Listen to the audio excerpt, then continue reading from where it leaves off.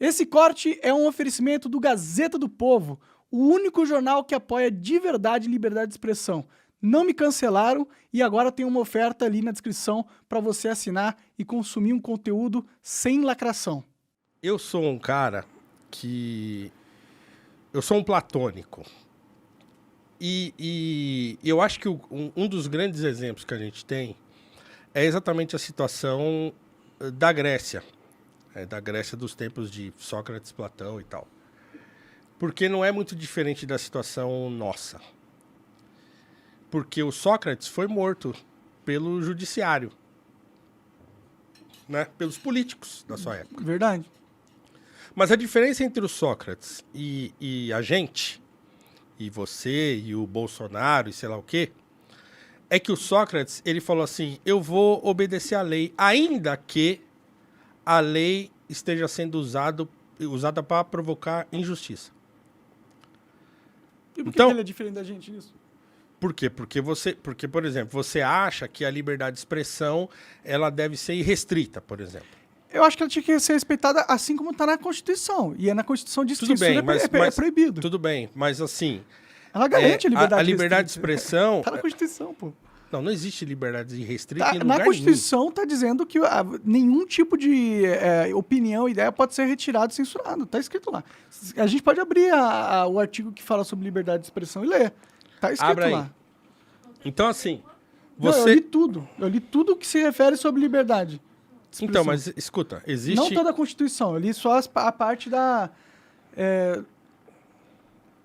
Bom, esse é só um artigo, mas a Constituição fala mais do que esse artigo, mas...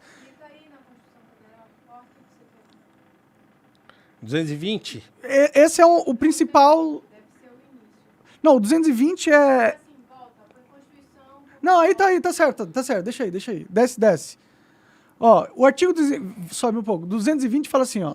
A manifestação do pensamento, a criação, a expressão e a informação sobre qualquer forma, processo ou veículo não sofrerão qualquer restrição que possa constituir um embaraço à plena liberdade de informação jornalística em qualquer veículo de comunicação social, observando o disposto no artigo 5, blá, blá, blá, blá, blá, blá, blá. Aí a gente pode ver o disposto. Mas no começo aí já está bem claro que não sofrerão qualquer, isso implica tudo. Isso não significa que eu posso chegar aqui, por exemplo, e falar assim, olha, eu gosto de sair com criança, de me relacionar com criança de 10 anos. Você pode falar isso, você não pode fazer isso. Não, eu falar isso, eu tô fazendo apologia a uma coisa. Então, mas a lei de apologia é uma lei que não é constitucional, entendeu? Ela não é da Constituição. A Constituição é a lei suprema, é o que vale de verdade.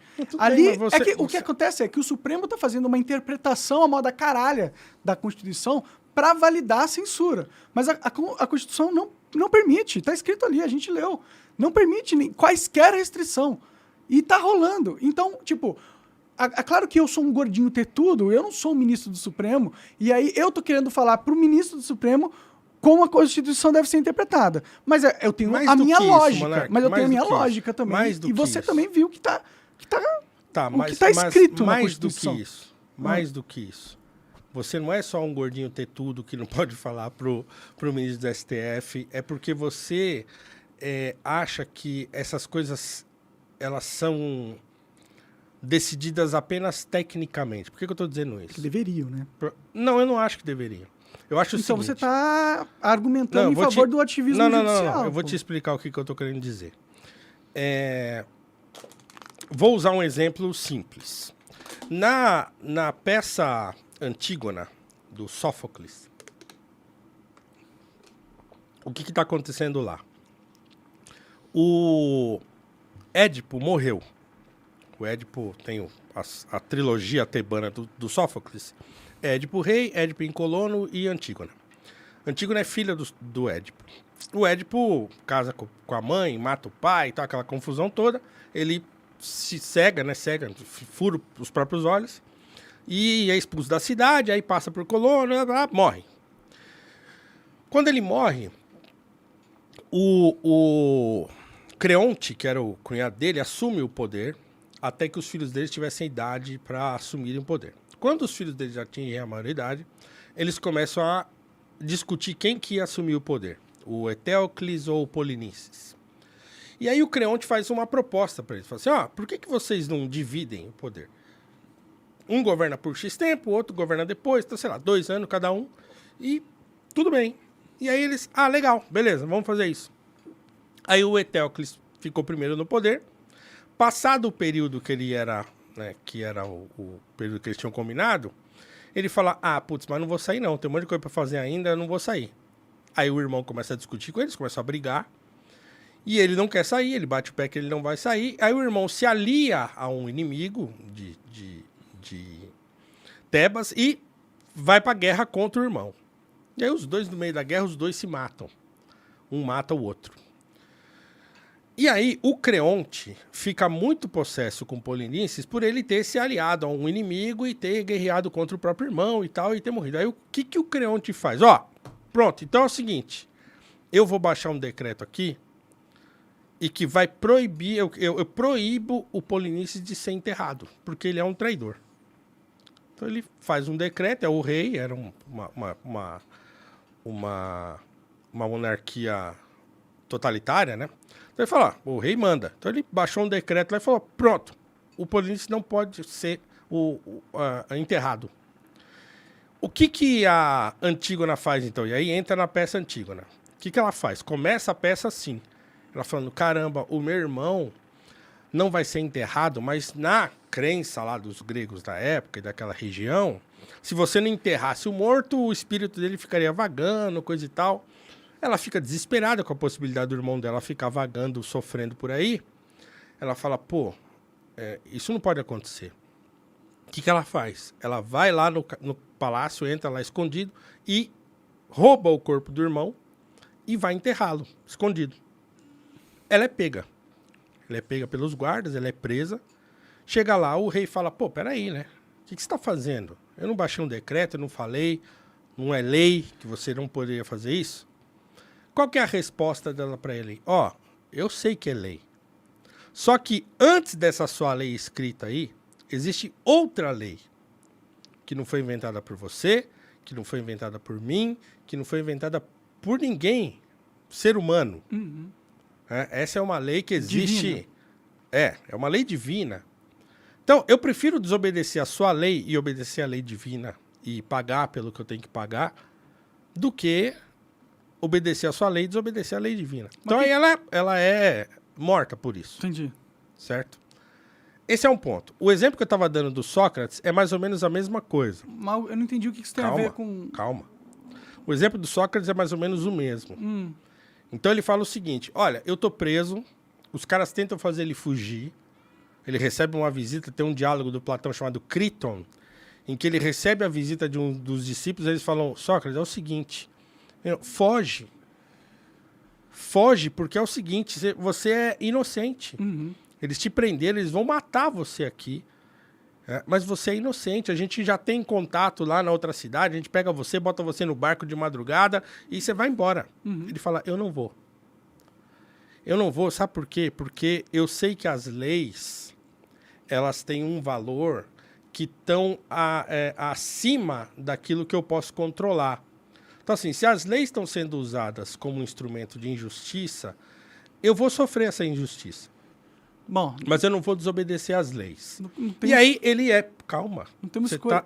É que você já contou essa história 2 vezes pra mim no podcast. Você já. tá ansioso. Mas quem tá assistindo a gente pode não ter ouvido. Mas você tá conversando comigo, não O fato é que Platão, essas histórias todas vão permear a cultura, a cultura do Ocidente, e vão, inclusive, dar diretrizes para a Constituição do Direito. Então, há leis que não são escritas. Então, tem-se, dentro da cultura no Ocidente e fora também, de que existe uma coisa chamada moralidade ou leis que não são exatamente escritas e que a gente obedece porque a gente sabe que isso aí vem de geração em geração, todo mundo sempre obedeceu, e que tem uma certa ordem nas coisas para além daquilo que está escrito. Então, até o momento, é isso. Então, assim, tem um dispositivo lá na Constituição que diz que eu posso falar tudo o que eu quiser. Absolutamente tudo o que eu quiser. Mas existe um dispositivo em você que deveria te dizer assim, tá, você pode falar tudo o que você quiser. Mas você quer falar tudo? Mas tem coisa que não convém você dizer. Sim, claro. Certo? Então, assim, por que não convém eu dizer? Porque, você pode causar constrangimento, você pode levar o outro a errar, tem um monte de consequências que pode acontecer se você resolver ser e dizer tudo aquilo que der na sua telha. Porque a lei assim te permite, a lei escrita. Certo? Então, aí a gente entra no impasse. Então, e aí a gente entra naquele assunto que a gente conversou lá no Petri. Né? Tem um problema acontecendo atualmente, o judiciário está excedendo no seu poder e está censurando as pessoas. Tal. Sim, tem. Tem um problema. É grave? É grave. Né? Mas, de novo, esse não é o começo do problema. Né? E a situação do Brasil não é uma situação de normalidade. Então não adianta eu tentar tratar como uma situação de normalidade, é uma coisa que não é normal. E não é normal em nenhuma instância. Não é só no STF. Por isso que eu estou insistindo que tem muita gente culpada nesse troço todo. Tudo bem, eu entendo os seus pontos, cara. E, claro, tem um começo, tem toda uma história do porquê a gente chegou no patamar que a gente chegou. É que, pra mim, agora é mais importante a gente resolver esse problema. Sim, é mais importante. Do que pensar em quem é o culpado ou em pensar em quem... como começou. Agora a gente tem uma puta crise institucional nas nossas mãos e tá correndo o risco da democracia. Na minha visão, a democracia já acabou. Tudo bem. Na minha visão, já acabou. A gente não vive numa democracia mais, assim. Seria mentira eu falar que o Brasil é uma democracia. Porque numa democracia, você tem direito de contestar o processo democrático em si. Uma democracia que você não tem esse direito, não é uma democracia. É igual a Rússia, que foi lá, implementou o plebiscito nas regiões ucranianas, e você ou votava sim, ou você levava um tiro.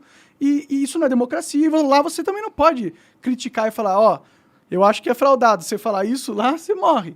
E os caras estão importando essa estratégia e transformando o Brasil numa Rússia. Então, eu estou muito, muito preocupado com isso. E eu acho que a gente tem que, primeiro, acordar as pessoas, porque eu sei que você não apoia a censura, mas eu conversei com o Arthur ontem e ele não pareceu entender a magnitude do problema. Entendeu? E então, isso me mostra que a sociedade não acordou para a magnitude do problema. Você reconhece como grave, mas a maioria das pessoas acha que é pouca coisa, é coisinha. Elas não entendem as ramificações que isso podem ter na vida delas no futuro, em breve período de tempo. Entendeu? Não, eu entendo a gravidade da situação e eu acho até que o Arthur também entende. Eu acho que ele também entende. E aí é o seguinte, aí a pergunta é a seguinte, tá bom, beleza. Como é que resolve isso? Então, em teoria era o Senado que era para fazer. Entendeu? Mas se a gente não consegue nem convencer a população de se irritar com isso, de se indignar com isso, como que eu vou convencer os senadores a fazer alguma coisa disso? Você acha que é o Senado que vai resolver esse troço? Olha os caras que estão lá. Institucionalmente falando, né? Obviamente que eu não acho que é uma probabilidade que isso aconteça. Mas se a gente for seguir o caminho lógico de qual seria a solução institucional para o problema, seria o Senado impeachment os ministros. Numa situação de normalidade, esse seria o caminho. Então, vamos trazer para a normalidade, né? Bom, agora a gente... Aí eu concordo. Mas meu objetivo é trazer esse. para a normalidade? Aí tá bom, tudo bem. Então, o que é trazer para a normalidade? Colocar um freio no STF. No meu momento é esse. Pô, Monark. O Bolsonaro já perdeu. Se esse era um problema, a gente já resolveu ele. Tá, mas assim, por que você acha que o problema que está acontecendo no país hoje, se a gente impeachment os ministros do STF, colocar outros... Quantos caras são?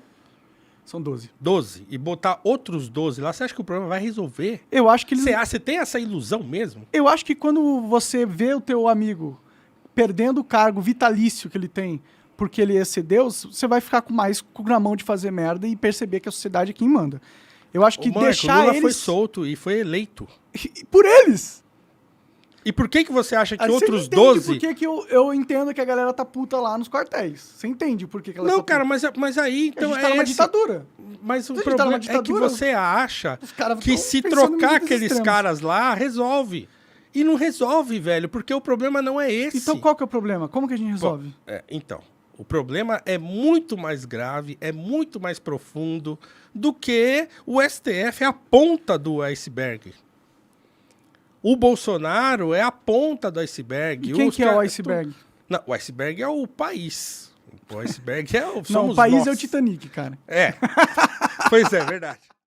Você acaba de assistir um corte do Monarch Talks. Agradeço demais, mas se você quiser ver o vídeo na íntegra e acompanhar ao vivo todas as transmissões, você tem que ir lá no rumble.com/monarch para não perder nada. Segue a gente lá.